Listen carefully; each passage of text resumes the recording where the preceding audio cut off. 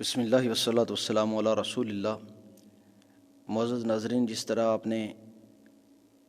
ہماری پچھلی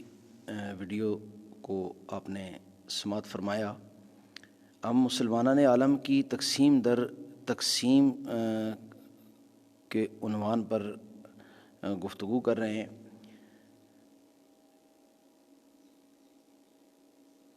مذہبی تقسیم ایک بہت خطرناک چیز ہے اور اس کے نتائج بھی انتہائی خطرناک ہیں۔ ایک بہت بڑا سرمایہ ہمارا جو ہے وہ اس تقسیم کی وجہ سے ضائع ہو رہا ہے، اور اس سرمایہ کے ضائع ہونے کی وجہ سے عامی مسلمان جو وہ قسم پرسی کی طرف جا رہے ہیں، اور وہ سرمایہ صرف مذہبی تقسیم ہی کی وجہ سے نہیں ضائع ہوتا، بلکہ ہر جگہ پر جہاں پر بھی تقسیم ہے اس تقسیم کی وجہ سے ہمارا سرمایہ جو ہے وہ ضائع ہوتا ہے، اور اس ضیاع کی وجہ سے پھر مسلمانان عالم جو ہے مجموعی طور پر خدا داد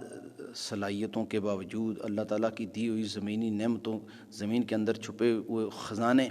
معدنیات کی صورت میں جو ہمارے پاس موجود ہیں، وہ ہونے کے باوجود ہم ان سے مستفید نہیں ہو پاتے، یعنی کہ عام مسلمان کی زندگی جو وہ پرسکون نہیں ہو سکتی، اور اس تقسیم سے جو آخرت میں ہماری تباہی ہے وہ تو ہے ہی ہے۔ تو پچھلی ویڈیو میں ہم نے گفتگو کی تھی کہ ہمارے مختلف جو مسلک ہیں، ان مسلکوں کی جو تنظیمیں ہیں، ان تنظیموں کے اندر مختلف چیزیں آتی ہیں۔ ان تنظیموں کے مختلف ٹارگٹس ہیں، اپنے طور پر کام کر رہی ہیں۔ کوئی ابلاغ و تبلیغ سے متعلق ہے، کوئی قتال و جہاد سے متعلق ہے، کوئی عقائد کی اصلاح کے حوالے سے معروف ہے، اور کسی کا اصلاح امت کے حوالے سے ایک اپنا نام ہے۔ سب کا کردار، سب کا جو کام ہے، اس کا کہیں نہ کہیں جو پازیٹیوٹی ہے وہ نظر آتی ہے، اس میں کوئی شک والی بات نہیں ہے، لیکن وہ پازیٹیوٹی اس وقت ملیامیٹ ہو جاتی ہے جس وقت تقسیم کا عنصر جب وہ نمایاں ہو جاتا ہے۔ مثال کے طور پر ہم سب سے پہلے گفتگو کریں گے بریلوی مکتب فکر کی، کہ جس مکتب فکر کے اندر اس کی میجارٹی بھی ہے، کم از کم ہماری اسٹیٹ آف پاکستان کے اندر اس کی تعداد کے اعتبار سے میجارٹی بھی ہے، لیکن اس کے اندر کتنی تنظیمیں، کتنی تقسیمیں ہیں۔ ایک آپ دیکھ لیں، دعوت اسلامی ہے، سنی تحریک ہے، اس کے علاوہ تحریک صراط مستقیم ہے، اس کے علاوہ شباب اسلامی ہے، اس کے علاوہ شباب امت ہے، اس کے علاوہ سیفی سلسلہ ہے، اس کے علاوہ آپ دیکھ لیں تحریک لبیک پاکستان ہے، اور اس طرح یہ وہ ہیں کہ جن کا ایک قومی لیول پر ایک تعارف ہے، اس کے علاوہ بھی ان گنت ہیں۔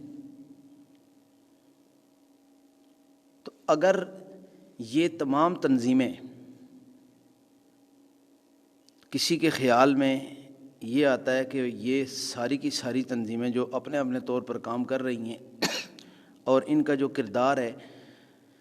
وہ مجموعی طور پر ایک ہے، یا ان کا جو ٹارگٹ یا ہدف ہے وہ مجموعی طور پر ایک ہے، تو یہ ایک غلط بات ہے۔ یہ عوام کے ساتھ ایک صرف گولی کروانے والی بات ہے، دھوکہ کرنے والی بات ہے۔ اندرونی طور پر اگر ہم دیکھیں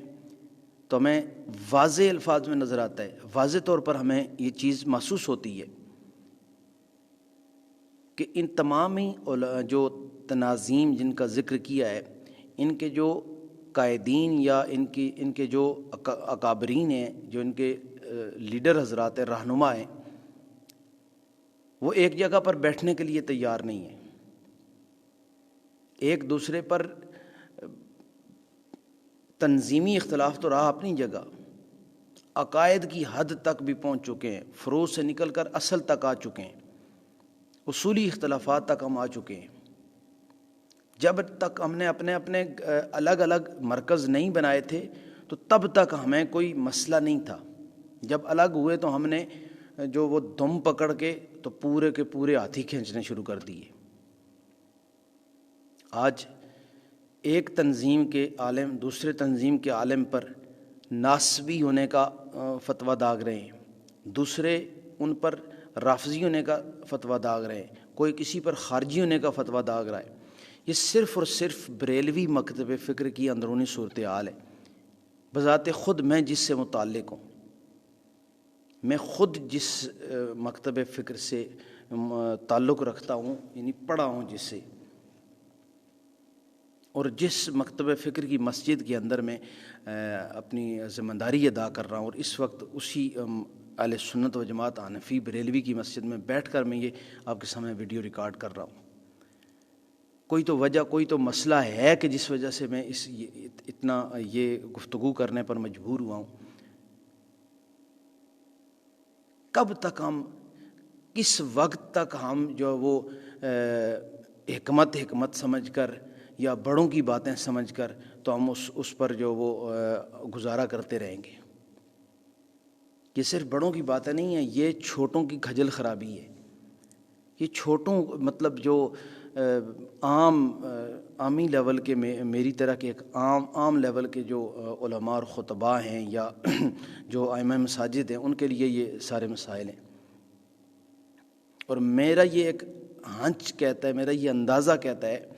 کہ یہ جتنے اکابرین ہیں ان کو لوکل لیول پہ عامت الناس کے مسائل سے آگاہی نہیں ہے. گستاخی معاف کیجیے گا, لیکن وہ اس چیز کا ادراک کرنے سے قاصر ہیں. وہ اس چیز کا ادراک نہیں کر پا رہے ہیں کہ بھئی معاشرے کے اندر عامت المسلمین میں, مسلمانوں کی آبادیوں کے اندر جو درد اور جو مسائل اور جو چیزیں وہ لے کے بیٹھے ہوئے ہیں اور دن بدن تقسیم کا شکار ہو رہے ہیں اور تقسیم کا شکار کر رہے ہیں, اس کا حاصل وصول, اس کا فائدہ نقصان عامت المسلمین کو نہیں ہے ہرگز. اس چیز پر جو ہے وہ فوکس ہونا چاہیے, سوچ بچار ہونی چاہیے. اور یہ ان حضرات تک تو کیونکہ ہر کسی کا معذرت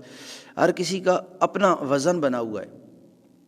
کوئی کسی چھوٹے کو منہ لگانے کو تیار نہیں ہے. ہر کوئی کہتا ہے جی فلانا بندہ میرے لیول کا ہی نہیں ہے, میں اس کے ساتھ بات نہیں کرتا ہوں. تو اب بات کرنے سے گزر چکی ہے, کیونکہ اب جتنی بات کی جائے گی اتنی بات الجھتی جائے گی. تو عامت المسلمین میں یا جو ائمہ خطباء حضرات جو اپنی مساجد میں ڈیوٹیاں دیتی ہیں, ان کی خدمت میں یہ گزارش ہے کہ اس جھنجھٹ سے نکلیں. ایک بار اس زنجیر کو توڑیں. یہ جو قید کی زنجیر ہے آپ کے اور ہمارے پاؤں میں بندھی ہوئی ہے کہ ہم فلاں مسلک کے پابند ہیں, ہم فلاں علماء کے پابند ہیں, ہم فلاں سے باہر نہیں جا سکتے, ہم فلاں سے ادھر نہیں جا سکتے ہیں. نہیں, اس قید سے ہم نکلیں اور سوچیں. ہم مساجد کے اندر ڈیوٹیاں دیتے ہیں,